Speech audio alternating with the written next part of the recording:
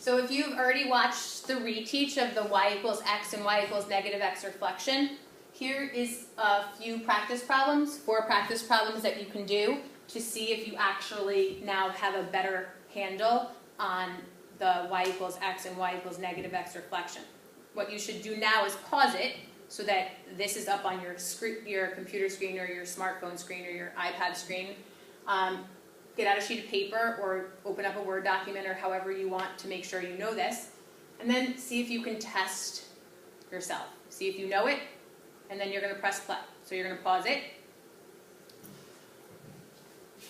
So if you're using the cheats, u prime, you switch the values.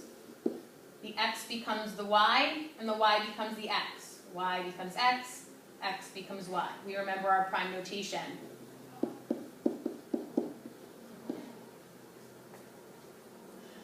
With y equals negative x, you're going to switch the values and opposite both of them. So your -1 becomes your x, -1, but then it becomes the opposite, so it's 1. Your -2 becomes the y, but it becomes the opposite, so it's positive. M prime, the 3 becomes the x, but opposite it. The -4 becomes the y, but opposite it. Now we're reflecting again across y equals x. The 6 becomes the x, the -3 becomes the y. They just switch places when it's y equals x.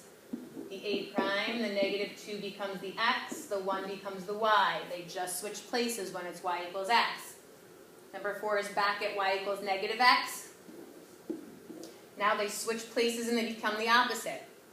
Uh-oh, the opposite is 0. Well, the opposite of 0 is just 0. They switch places and they become the opposite. So if you got all of these correct, then you now are a master of y reflections over y equals x and y equals -x. And if you're still not quite sure, then you're going to make sure that you ask me or a classmate tomorrow or, yeah, I guess it's only tomorrow.